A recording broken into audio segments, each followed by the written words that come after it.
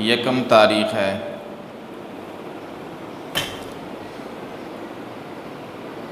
اور 10 ذی الحجہ اتوار کے دن آ رہی ہے۔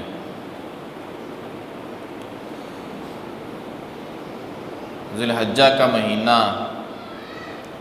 یہ عزت والا اور حرمت والا مہینہ ہے۔ قرآن مجید میں اللہ تعالیٰ کا ارشاد ہے، ان عدۃ الشہور عند اللہ 12 شہرا فی کتاب اللہ یوم خلق السماوات والارض، کہ جس دن سے اللہ تعالیٰ نے زمین و آسمان کو پیدا فرمایا اس دن سے اللہ کا یہ فیصلہ ہے کہ مہینوں کی گنتی 12 ہوگی۔ سال میں 12 مہینے ہوں گے، مہینوں کی گنتی 12 ہوگی، 12 مہینے ہوں گے۔ اور پھر اللہ نے یہ بھی فرمایا کہ منہا اربعۃ حرم، ان 12 میں سے 4 عزت والے ہیں، حرمت والے ہیں۔ اب وہ جو 4 عزت والے حرمت والے ہیں ان میں سے ایک یہ ذی الحجہ کا مہینہ بھی ہے۔ وہ جو 4 ہیں ان میں سے ایک ذی قعدہ ہے جو گزر چکا بھی، اور ایک ذی الحجہ ہے جو بھی شروع ہوا ہے، اور ایک محرم ہے جو آگے آ رہا ہے، نئے سال کا آغاز ہوگا تو محرم، اور چوتھے نمبر پر ہے رجب جو ماہ رمضان سے پہلے شعبان ہوتا ہے، شعبان سے پہلے رجب ہوتا ہے۔ تو یہ 4 عزت والے اور حرمت والے مہینے ہیں۔ مہینے 12 ہوں گے، وہ 12 ہی ہیں۔ آپ کوئی بھی کیلنڈر دیکھ لیں، جو سورج کے حساب سے کیلنڈر ہے اس میں بھی 12 مہینے ہیں، چاند والا اس میں بھی 12 مہینے ہیں۔ تو 12 مہینے ہیں اور ان 12 میں سے 4 حرمت والے ہیں، اور ذی الحجہ کا مہینہ بھی ان میں سے ہی ہے۔ اور پھر اس ذی الحجہ کے جو پہلے 10 دن ہیں ان کی تو عظمت اور بھی زیادہ ہے، جس کا آج پہلا دن ہے۔ ذی الحجہ کے پہلے 10 دن ان کی عظمت اور زیادہ ہے، ان کی شان اور زیادہ ہے۔ قرآن مجید میں اللہ تعالیٰ کا ارشاد ہے، والفجر ولیال عشر، یہ سورۃ الفجر ہے، آپ سنتے بھی رہتے ہیں نمازوں میں، والفجر ولیال عشر۔ اللہ نے فرمایا مجھے قسم ہے فجر کی اور مجھے قسم ہے 10 راتوں کی، مجھے فجر کی قسم ہے اور مجھے 10 راتوں کی قسم ہے، اور یہ 10 راتیں یہی ذی الحجہ کی 10 راتیں ہیں۔ اللہ تعالیٰ نے ان 10 راتوں کی قسم اٹھائی ہے، تو آپ اندازہ کریں کتنی عظمت ہوگی ان 10 دنوں کی، ذی الحجہ سے لے کے 10 ذی الحجہ تک، کہ اللہ تعالیٰ نے قرآن مجید میں ان 10 راتوں کی قسم اٹھائی ہے۔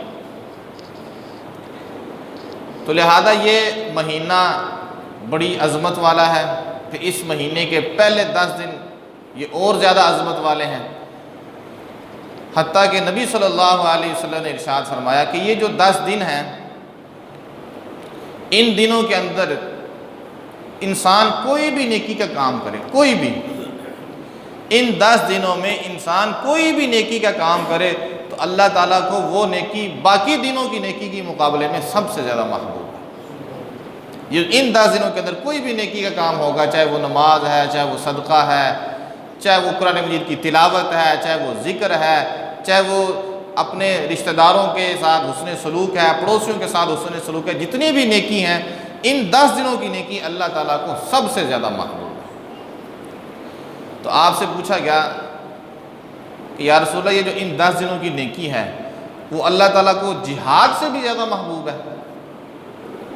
جہاد فی سبیل اللہ، تو کیا ان 10 دنوں کی نیکی اللہ تعالیٰ کو جہاد فی سبیل اللہ سے بھی زیادہ محبوب ہے؟ آپ نے فرمایا ہاں، اللہ کو ان 10 دنوں کی نیکی جہاد فی سبیل اللہ سے بھی زیادہ محبوب ہے۔ پھر آپ نے فرمایا ہاں، ایک ایسا مجاہد جو اپنا مال اور اپنی جان لے کے گیا اور اس نے سارا کچھ اللہ کے راستے میں لٹا دیا، اس کا مقابلہ کوئی نہیں کر سکتا، اس مجاہد کا مقابلہ نہیں ہو سکتا کہ جو اپنا مال اور جان لے کے گیا تو اس نے لٹا دیا، پھر وہ کسی چیز کو واپس لے کے نہیں آیا، جان بھی گئی اللہ کے راستے میں، مال بھی گیا اللہ، ہاں اس کا درجہ پھر بہت زیادہ ہے۔ وگرنہ ان 10 دنوں کے اندر نیکی، کوئی بھی نیکی کی جائے وہ اللہ تعالیٰ کو جہاد فی سبیل اللہ سے بھی زیادہ محبوب ہے۔ اور یہ جو 10 دن ہیں اگر آپ ان میں غور کریں تو آپ کو کئی چیزیں اس میں نظر آئیں گی۔ مثلا ان 10 دنوں کے اندر روزے بھی ہیں نا، روزے یہ بات آگے چل کے میں بتاؤں گا۔ پھر ان 10 دنوں کے اندر قربانی بھی ہے نا قربانی، پھر ان 10 دنوں کے اندر حج بھی ہے، تو کئی ساری عبادتیں ان 10 دنوں کے اندر جمع ہوئی پڑی ہیں۔ حج بھی کتنا اللہ کو محبوب ہے، تو کئی مختلف قسم کی جو قربانیاں ہیں، مختلف قسم کی جو عبادتیں ہیں، اللہ تعالیٰ نے ان 10 دنوں کے اندر جمع کی ہوئی ہیں۔ ان 10 دنوں کے اندر وہ سارے کام پھر مسلمان بجا لاتے ہیں، تو شاید اسی وجہ سے اللہ تعالیٰ کو ان 10 دنوں کے اندر کی جانے والی نیکی بہت زیادہ محبوب ہے۔ ان 10 دنوں میں کئی طرح کی نیکیاں جمع ہو گئی ہیں، حج جمع ہو گیا، قربانی جمع ہو گئی، روزے جمع ہو گئے۔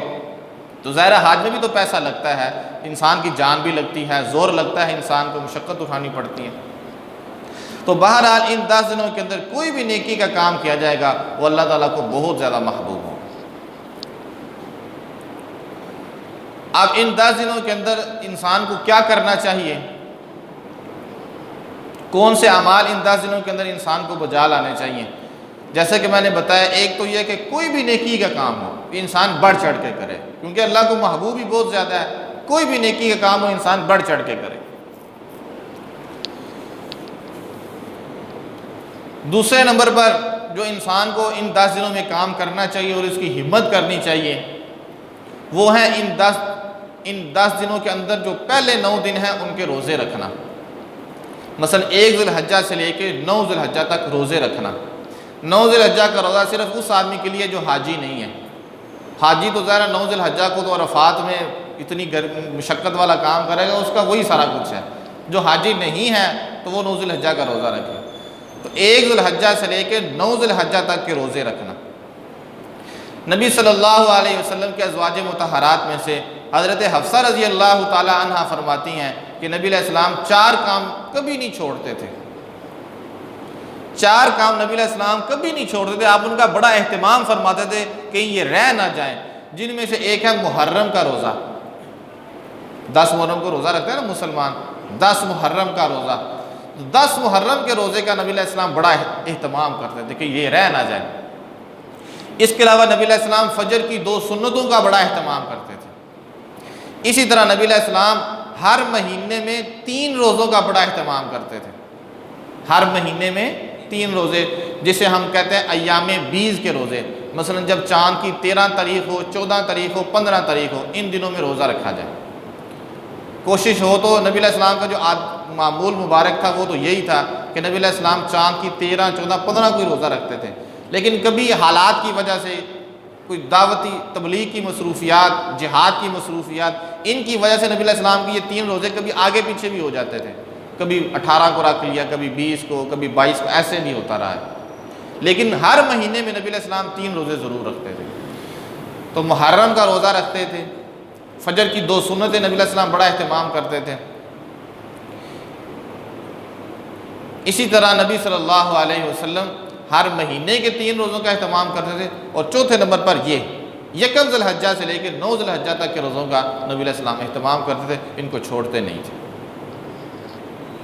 تو نبی علیہ السلام ان کا اہتمام کرتے تھے 1 ذی الحجہ سے لے کے 9 ذی الحجہ تک۔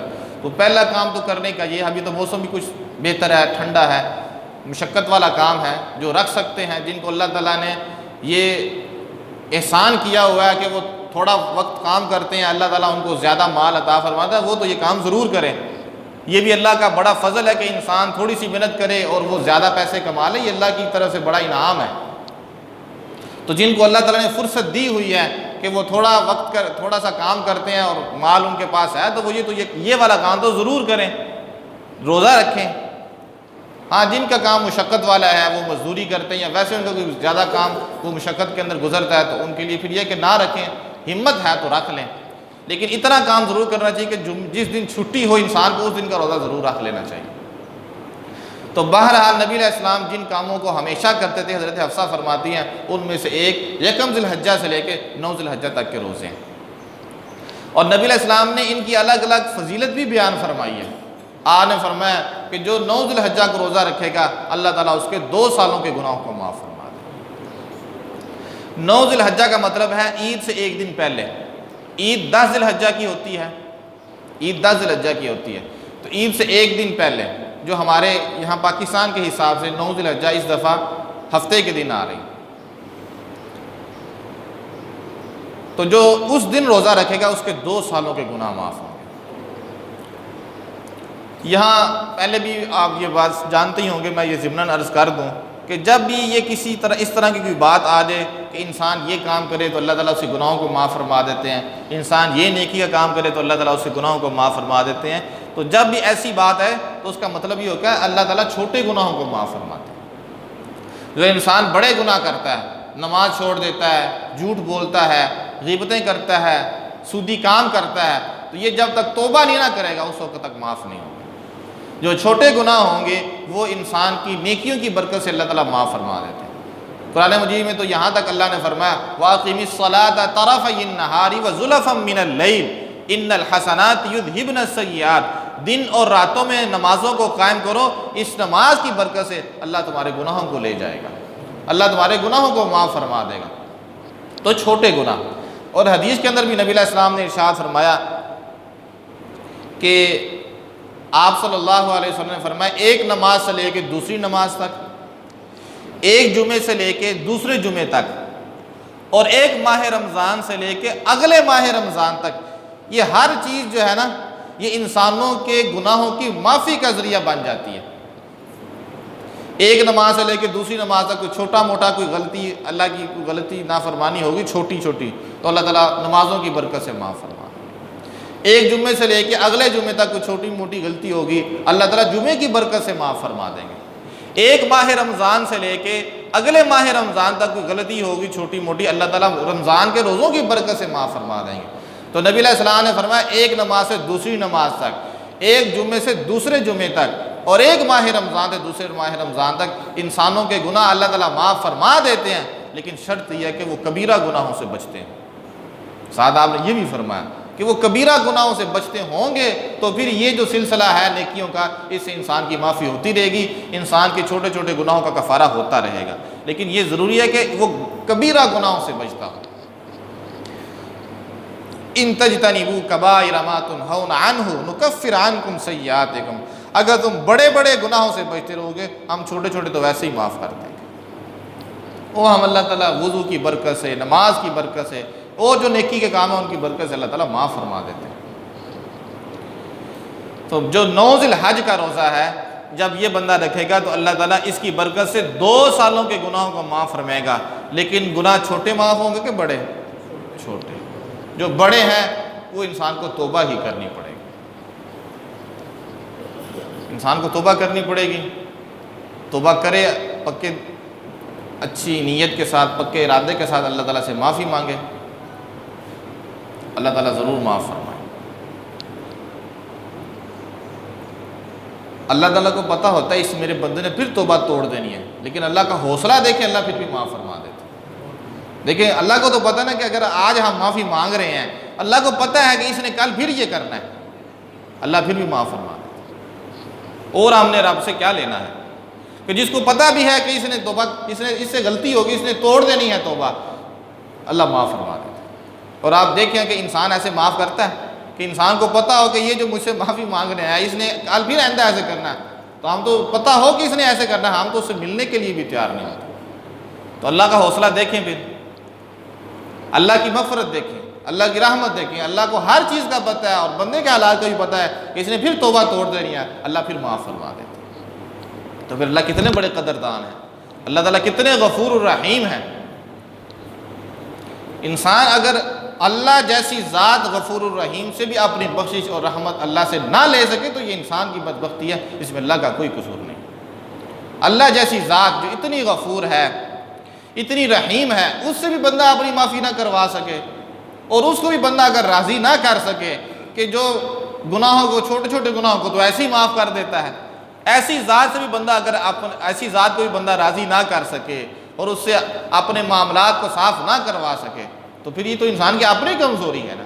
افلا یتوبون الی اللہ ویستغفرون واللہ غفور الرحیم، بندوں کو کیا ہو گیا ہے کہ وہ اللہ کی طرف رجوع کیوں نہیں لاتے؟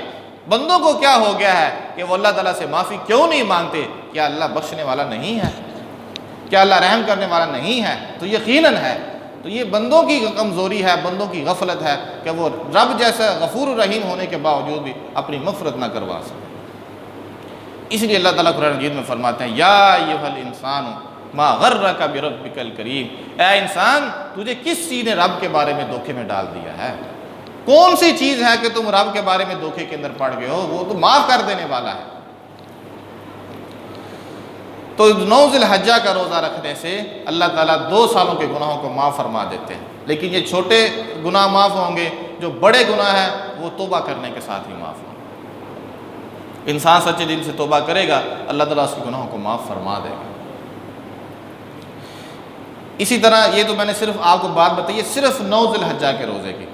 اسی طرح 9 ذی الحجہ کے علاوہ بھی تو روزے ہیں نا، 1 ذی الحجہ سے لے کے 8 ذی الحجہ تک، یہ تو صرف میں نے 9 کی بتائی نا۔ باقی جو ذی الحجہ کے روزے ہیں اس کے بارے میں ایک تو میں نے آپ کو بات نبی علیہ السلام کی بتا دی کہ نبی علیہ السلام یہ نہیں چھوڑا کرتے تھے۔ دوسری بات اس کے بارے میں حدیث کے اندر آتی ہے، وہ حدیث تھوڑی سی کمزور ہے، اس کی سند کمزور ہے۔ اس کے اندر نبی علیہ السلام کا ارشاد ہے، آپ نے فرمایا کہ جو ان 8 دنوں میں سے کسی دن بھی روزہ رکھے گا تو ایک روزہ رکھنے سے اللہ تعالیٰ 1 سال کے روزوں کا ثواب عطا فرمائے گا۔ تو 9 ذی الحجہ کا روزہ بھی اپنی جگہ پہ فضیلت والا ہے، اور یہ اس کے جو پہلے روزے ہیں یہ بھی اپنی جگہ پہ فضیلت والے ہیں۔ تو انسان کو چاہیے کہ ہمت کرے، کوئی نہ کوئی روزہ ضرور رکھے، لیکن اگر کوئی زیادہ ہی بیچارہ کام کے اندر پھنسا ہوا ہے، کچھ اس طرح کی محنت مزدوری کرتا ہے کہ نہیں رکھ سکتا، تو کم سے کم عید سے 1 دن پہلے تو ضرور رکھے۔ اور عید سے 1 دن پہلے تو ویسے بھی چھٹی ہوتی ہے، عید سے 1 دن پہلے چھٹی ہو جاتی ہے نا، تو ویسے بھی چھٹی ہوتی ہے، تو ضرور اس دن تو پھر ضرور رکھیں۔ جو ہمارے پاکستان کے حساب سے اس دفعہ ہفتے کا دن جو آ رہا ہے نا، عید سے 1 دن پہلے ہفتے کا دن، اس دن ضرور روزہ رکھیں۔ تو کوشش کریں گے پھر، اللہ تعالیٰ مجھے بھی توفیق دے، آپ کو بھی عمل کی توفیق عطا فرمائے۔ دوسری بات جو اس مہینے کے اندر آپ نے کرنی ہے، اور اللہ تعالیٰ مجھے بھی توفیق دے، وہ ہے کہ ذکر کرنا ہے۔ یہ جو میں نے آپ کو حدیث سنائی تھی نا کہ نبی علیہ السلام نے فرمایا کہ ان دنوں کے اندر کوئی بھی نیکی کا کام کیا جائے، اللہ تعالیٰ کو باقی دنوں کے مقابلے میں جو نیکی کی جاتی ہے اس سے بھی زیادہ محبوب ہے۔ یہاں تک کہ نبی علیہ السلام نے فرمایا کہ جہاد سے بھی زیادہ محبوب ہے۔ ان 10 دنوں کے اندر کوئی بھی نیکی کی جائے، کوئی نیکی کا کام کیا جائے، وہ اللہ تعالیٰ کو جہاد سے بھی زیادہ محبوب ہے۔ اس موقع پہ نبی علیہ السلام نے ارشاد فرمایا تم اللہ تعالیٰ کی تکبیریں بیان کرو، تم اللہ تعالیٰ کی حمدیں بیان کرو، تم اللہ تعالیٰ کی تحلیل زیادہ سے زیادہ کہو۔ 3 چیزوں کی نبی علیہ السلام نے کثرت کا حکم دیا، فرمایا تحلیل زیادہ کہو، تکبیر زیادہ کہو، تحمید زیادہ کہو، جتنا ہو سکتا ہے کہو۔ تحلیل کا مطلب ہوتا ہے کہ بندہ کہے لا الہ الا اللہ، اس کو کہتے ہیں تحلیل، لا الہ الا اللہ کہنا، یہ تحلیل ہے۔ اور آپ نے فرمایا تھا تکبیر زیادہ سے زیادہ کہو، یعنی اللہ اکبر کہو، اللہ اکبر کہو۔ اور آپ نے فرمایا کہ تحمید زیادہ کہو، اس کا مطلب ہے الحمدللہ کہو۔ یعنی اس کا مطلب یہ ہوا کہ آپ نے 3 جملے ہمیں خاص طور پہ کہے، ایک تو یہ کہ لا الہ الا اللہ زیادہ کہو، دوسرا یہ ہے کہ اللہ اکبر کہو، اور تیسرا کیا ہے کہ الحمدللہ کہو۔ تو اب جو ہم تکبیر پڑھتے ہیں ان 10 دنوں میں جو ہم تکبیریں پڑھتے ہیں، اللہ اکبر اللہ اکبر اللہ اکبر لا الہ الا اللہ واللہ اکبر اللہ اکبر وللہ الحمد، تکبیریں پڑھتے ہیں نا، آپ یہ سمجھے کہ یہ ان 10 دنوں کا یہ تحفہ ہے، ان 10 دنوں کی یہ پہچان ہے، ان 10 دنوں کی یہ شان ہے کہ آپ جہاں مرضی ہیں یہ اس کو پڑھتے جائیں، اللہ اکبر اللہ اکبر اللہ اکبر لا الہ الا اللہ واللہ اکبر وللہ الحمد۔ حضرت عبداللہ بن عمر رضی اللہ تعالیٰ عنہما جب یہ ذی الحجہ کے 10 دن شروع ہوتے تھے نا تو بازاروں میں جاتے تھے، اونچی اونچی آوازیں پڑھتے تھے بازاروں میں۔ پھر جب عبداللہ بن عمر پڑھتے تھے تو پھر جو لوگ چیزیں خریدنے آئے تھے وہ بھی پڑھتے تھے، پھر جب وہ بھی پڑھتے تھے تو پھر دکاندار بھی پڑھتے تھے، پورا کا پورا بازار اللہ کی تکبیر سے گونج اٹھتا تھا۔ حضرت ابو ہریرہ اس طرح کرتے تھے رضی اللہ تعالیٰ عنہ، شروع ہو جاتے اللہ اکبر اللہ، آپ بھی ایسے پڑھا کریں، ہمت کریں، گھر کے اندر بھی پڑھیں، آپ کے پڑھنے سے آپ کے بچے پڑھیں۔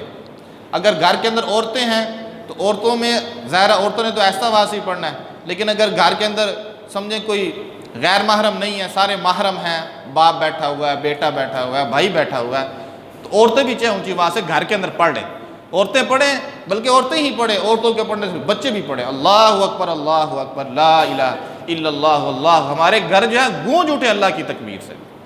بازار گونج اٹھے۔ حضرت عبداللہ بن عمر رضی اللہ تعالیٰ عنہ تو یہاں تک کیا کرتے تھے کہ وہ مینا میں جہاں ان کا خیمہ لگتا تھا نا، صحابی تھے، مینا میں ان کا خیمہ لگتا تھا حج کے دنوں میں، تو جب مینا میں خیمہ لگتا تو یہ تکبیر پڑھتے اللہ اپنے خیمے کے اندر سے ہی، پھر جب یہ خیمے کے اندر سے پڑھتے تو مسجدوں سے پھر آوازیں آتی، جب مسجدوں سے آوازیں تو پھر بازاروں سے آوازیں آتی، اللہ اکبر لا الہ الا اللہ واللہ اکبر اللہ اکبر وللہ الحمد، اونچی آواز سے پڑھیں، گونج اٹھیں آپ کے گھر، آ رہے ہیں جا رہے ہیں، بس یہ تو پڑھتے ہی جائیں، پڑھتے ہی جائیں، کیونکہ نبی علیہ السلام نے فرمایا یہ زیادہ پڑھو، لا الہ الا اللہ زیادہ پڑھو، اللہ اکبر زیادہ پڑھو، للہ الحمد زیادہ پڑھو، تو نماز سے فارغ ہو رہے ہیں جیسے کیسے بس پڑھتے جائیں، پڑھتے ہی جائیں، اللہ تعالیٰ کو یہ بڑا عمل پسند آئے گا، بڑا ہی پسند آئے گا۔ تو یہ تو پڑھنا ہی پڑھنا ہے۔ پھر یہ آپ کو پتہ ہے، میں بتا دوں کہ یہ جو جب عید سے ایک دن پہلے، عید سے ایک دن پہلے یعنی ہفتے کے دن 9 ذی الحجہ کو فجر کی نماز کے بعد، تو پھر ہر نماز کے بعد پڑھی جائے گی یہ۔ اب تو یہ نہ کہ آپ نماز کے بعد بھی پڑھیں، جب مرضی بس پڑھتے جائیں، نماز کے بعد اگر آپ نے پڑھا تو پھر ذرا آہستہ پڑھیں، کیونکہ جب اونچی آواز سے پڑھنا ہے وہ تو پھر ان دنوں میں پڑھیں گے۔ عید سے ایک دن پہلے ہم شروع کریں گے فجر کی نماز کے وقت، اور عید سے ایک دن بعد، عید سے ایک دن عصر کی نماز تک ہم پڑھیں گے۔ تو کل کتنے دن بن گئے؟ 5۔ عید سے ایک دن پہلے اور عید سے ایک دن بعد 2، تو عید کے 3 دن تو 5، تو یہ تقریباً 5 دن بن گئے ہے کہ ان 5 دنوں میں ہم ہر فرض نماز کے بعد اونچی آواز سے پڑھیں گے، اللہ اکبر لا الہ الا اللہ واللہ اکبر اللہ اکبر وللہ الحمد۔ تو آپ نے بھی یہ اہتمام کرنا، وہ تو چلو جب ہفتے کا دن آئے گا وہ تو ہم پڑھیں گے، لیکن ابھی جو پورا ہفتہ پڑا ہوا ہے، 8 دن جو بھی پڑھے ہوئے، تو ان میں آپ اٹھتے بیٹھتے یہ پڑھیں گے نا، اس طرح پڑھیں کہ آپ کے ساتھ والے کو بھی پتہ چل لے، اور ساتھ والے اگر سنیں نا کہ اونچی آواز سے پڑھ رہا ہے تو وہ اپنے لیے سعادت سمجھے کہ مجھے کسی نے یاد کروا دیا، وگرنہ آپ ظاہر ہے کہ آپ ابھی میں اگر آپ کو بتاؤں کہ بازار میں جا کے اونچی آواز سے پڑھے ہیں، لوگوں نے کہنا اس کو پتہ نہیں کیا ہو گیا، انہوں کی ہو گیا، تو وہ یہ صرف اس وجہ سے ہے کہ پتہ ہی کچھ نہیں ہے، اگر پتہ ہو تو وہ سمجھیں کہ یہ تو انہیں تو ہمارے اوپر نیکی کی ہے، اس نے ہمیں یاد کروا دیا کہ یہ تو 10 دنوں اللہ کی بڑائی کے دن ہے، تو اللہ اکبر لا الہ الا اللہ واللہ اکبر اللہ اکبر وللہ الحمد اونچی آواز سے پڑھیں، تاکہ آپ کے ساتھ والے کو پتہ ہو یہ اللہ کی بڑائی کے دن ہے، اس میں اللہ کی بڑائی بیان ہوگی، اور نبی علیہ السلام نے اس کا حکم دیا ہے کہ اس میں زیادہ سے زیادہ اللہ کی بڑائی بیان کرو، زیادہ سے زیادہ لا الہ الا اللہ کو، اور زیادہ سے زیادہ اللہ کی حمدیں بیان کرو۔ گھروں کے اندر بھی اس کا اہتمام کریں، چلتے پھرتے اس کو پڑھتے رہیں، اللہ تعالیٰ مجھے بھی توفیق دے، آپ کو بھی توفیق دے۔ اور دوسرے نمبر پر جو میں نے ذکر بتانا وہ یہ کہ جو آپ سمجھیں کہ ان 10 دنوں کی شان ہے، پہچان ہے، یہ تو آپ پڑھیں گے تو جب جوش میں آتا ہے نا بندہ، موج میں آتا ہے اللہ کے ساتھ تعلق میں، تو پھر لبیک بھی پڑھیں، لبیک اللہم لبیک لبیک لا شریک لک لبیک ان الحمد والنعمت لک والملک لا شریک لک، یہ بھی پڑھیں، اور اس نیت سے پڑھیں کہ اللہ ہمیں بھی بلایا اور ہم وہاں جا کے اونچی آواز سے اس نیت کے ساتھ پڑھیں کہ ہم پھر وہاں جا کے بھی پڑھیں۔ تو یہ جو میں نے پہلے جملہ بتایا اللہ اکبر اللہ اکبر، یہ زیادہ سے زیادہ پڑھیں، اور یہ لبیک اللہم لبیک لبیک لا شریک لک لبیک ان الحمد والنعمت لک والملک لا شریک لک، یہ بھی ضرور پڑھیں اس نیت کے ساتھ کہ اللہ ہمیں بھی بلائے تو ہم بھی وہاں جائیں اور وہاں بھی اللہ کے نام کو وہاں جا کے بلند کریں۔ تو یہ 2 ذکر ہیں، یہ آپ کثرت کے ساتھ پڑھیں۔ تکبیر تو آپ کریں کہ گھروں میں گونج پیدا ہو جائے، گھروں سے آوازیں آئیں، ایسا ماحول پیدا ہو جائے کہ لوگوں کو پتہ چلے بھئی اللہ بھی ہے، اللہ کی بڑائی کے دن ہیں یہ، لوگ غافل ہوئے بیٹھے ہیں، بس وہ یہ ان کی نظام زندگی بنا ہوا ہے کہ صبح بس 8 بجے اٹھیں، 9 بجے اٹھیں، وہاں جا کے جہاں کام کرنا ہے وہاں جا کے کام کریں، رات کو تھکے ہوئے آئیں اور آپ کے کھائیں پئیں سو جائیں، صبح اٹھیں پھر جائیں کام شام کریں، تھک کے آ جائیں پھر سو جائیں، اللہ تو ہے ہی نہیں درمیان میں، نظر ہی نہیں آتا بندوں کی زندگی میں کہ اللہ بھی ہے، ہم جو زندگی گزار رہے ہیں کہیں نظر ہی نہیں آتا کہ ہمارا تعلق بھی اللہ کے ساتھ ہے کہ نہیں، اس طرح کا ہمارا اپنے رب کے ساتھ تعلق بن چکا ہے کہ پتہ ہی نہیں کہ تعلق ہے کہ نہیں۔ تو اللہ کی بڑائی بیان کریں کہ وہ اللہ کا پتہ چلے اللہ بھی ہے کہ جس کے سامنے ہم نے پیش ہونا ہے۔ تو اس لیے اللہ اکبر لا الہ الا اللہ واللہ اکبر وللہ الحمد، اور لبیک اللہم لبیک لبیک لا شریک لک لبیک ان الحمد والنعمت لک والملک لا شریک لک۔ یا اللہ ہم حاضر ہیں، یا اللہ ہم حاضر ہیں، یا اللہ ہم حاضر ہیں، تیرا کوئی شریک نہیں ہے، تیرے لیے حمدیں ہیں، تیرے لیے نعمتیں ہیں، ساری کی ساری بادشاہ تیرے لیے ہے، تیرا کوئی شریک نہیں، تیرا کوئی شریک نہیں۔ تو یہ ان 10 دنوں کی یہ پہچان ہے۔ تو ذکر کریں جو میں نے آپ کو بتایا، روزہ رکھ سکتے ہیں تو روزہ ضرور رکھیں، کم سے کم عید سے ایک دن پہلے تو روزہ ضرور رکھیں، اور اس کے علاوہ نوافل زیادہ سے زیادہ پڑھیں کہ بندہ نوافل کے ذریعے اللہ کا قرب حاصل کرتا ہے، بندہ سجدہ کرتا ہے اللہ کے قریب ہو جاتا ہے، بندہ جس حالت میں اللہ کے سب سے زیادہ قریب ہوتا ہے وہ سجدہ ہے۔ اس سے بڑی کوئی حالت نہیں ہے کہ بندہ اللہ کے قریب ہو، یہ سجدہ ہی ایک ایسی چیز ہے کہ جب بندہ سجدہ کرتا ہے تو اللہ کے سب سے زیادہ قریب ہو جاتا ہے، اور جب پھر بندہ سجدہ کرتا ہے اور اللہ کو اپنے بندے کے اوپر بڑا رحم آتا ہے۔ ایک سر جو ہم نے رکھ دیا زمین پہ، اب کیا رہ گیا پیچھے؟ اس کے پیچھے کوئی چیز رہ گئی ہے؟ سر جو تھا جس کو اللہ نے اتنی عزت عطا فرمائی تھی، جو ظلم کے سامنے جھکتا نہیں ہے، جو کفر کے سامنے نہیں جھکتا، ہم نے وہ لا کے اللہ کے سامنے زمین کے اوپر رکھ دیا۔ اب اس کے بڑھ کے تو آج ہی تو پھر رہ نہ گئی۔ تو نوافل پڑھیں، اس سے اللہ کا قرب حاصل ہوتا ہے۔ قرآن مجید کی تلاوت کریں، قرآن مجید کی تلاوت کرنے سے دلوں کا زنگ اترتا ہے۔ نبی علیہ السلام نے ارشاد فرمایا کہ دلوں کو زنگ لگتا ہے بالکل ایسی جیسے لوہے کو زنگ لگ جاتا ہے۔ تو پھر صحابہ نے پوچھا یا رسول اللہ تو جب دلوں کو زنگ لگتا ہے تو پھر وہ کیسے اترتا ہے؟ لوہے کو تو زنگ وہ اتار لیتا نا، اس کو صفائی کر کے وہ تو اتار لیا، اب دلوں کو جو زنگ لگ گیا تو دلوں کا زنگ کیسے اترتا ہے؟ تو نبی علیہ السلام نے فرمایا جو بندہ موت کو کثرت کے ساتھ یاد کرتا ہے اور قرآن مجید کی کثرت کے ساتھ تلاوت کرتا ہے، اللہ ایسے بندے کے دلوں کے زنگ کو اتار دیتا ہے، اللہ دلوں کو صاف کر دیتا ہے۔ تو اس لیے نوافل پڑھیں، رشتہ داروں کے ساتھ اچھا سلوک کریں، روزے رکھیں، ذکر زیادہ سے زیادہ کریں، اور قرآن مجید کی تلاوت زیادہ سے زیادہ کریں۔ آپ سمجھیں، آپ یقین کریں، آپ کو یہ بات سمجھ نہیں چاہیے کہ یہ جو 10 دن اب آپ گزارنے لگے ہیں، آپ اس طرح گزاریں کہ یہ ماہ رمضان کے 10 دن ہیں، آپ ان کو اس طرح سمجھیں۔ آپ یہ سمجھیں کہ ماہ رمضان کے آخری 10 دن شروع ہوئے بیٹھے ہیں، اگرچہ ان کی فضیلت تو بہت زیادہ ان میں شب قدر ہے، لیکن جتنی فضیلت ان کی ہے جیسے میں نے بتایا کہ اللہ تعالیٰ نے اس کی قسم اٹھائی ہے، والفجر ولیال عشر، مجھے قسم ہے فجر کی، مجھے قسم ہے